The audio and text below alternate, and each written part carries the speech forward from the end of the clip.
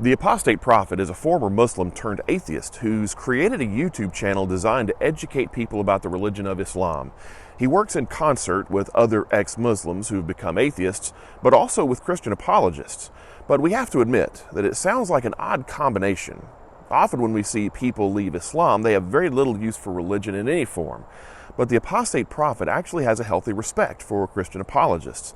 I want to share two of his videos with you and then offer an explanation as to why he has so much more respect for Christians in spite of his being an atheist. The first one is simply an evaluation of the differences between Christian and Muslim apologists. There are huge differences between Christian apologists and Muslim apologists. I think the two are incomparable.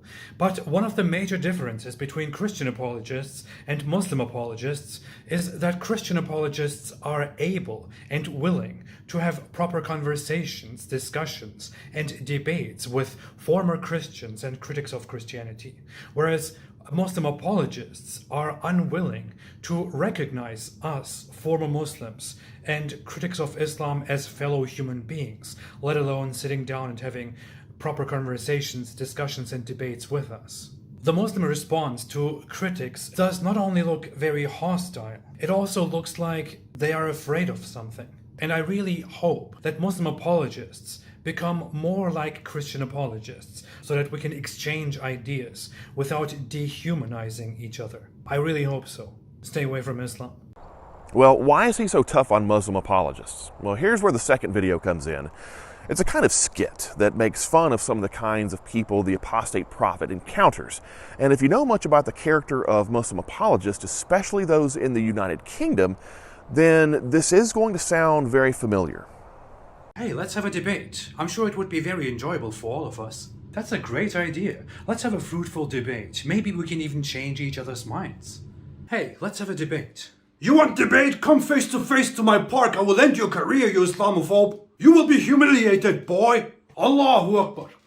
Now, it doesn't take very long to find examples exactly like this on YouTube. I don't want to even touch you. I feel disgusted of you. Now, let me get this right, yeah? This guy is the biggest terrorist ever. But the question is, why is the Apostate Prophet respectful of people who embrace a religion that he doesn't accept? Well, it's quite simple, really. It has everything to do with biblical commands about how Christians should respond to people who don't agree with us.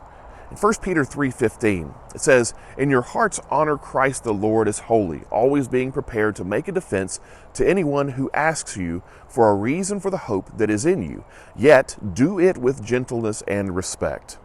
Gentleness and respect. These are two qualities that should be characteristic of Christians, but they're often in short supply when arguments get heated. This isn't to say that all Christians always respond properly when we get into arguments, and I'm not saying that people who aren't Christians are always ill-tempered. Any one of us, Christian or not, can fall prey to the temptation to mock, insult, condemn, or deride other people when we find ourselves in the middle of a heated exchange. But it is curious that atheists who are objective often notice that Christians are different. But again, it doesn't really have all that much to do with us. It has everything to do with God's commands to be courteous, respectful, and winsome in our interactions with other people, no matter whether they are religious or not.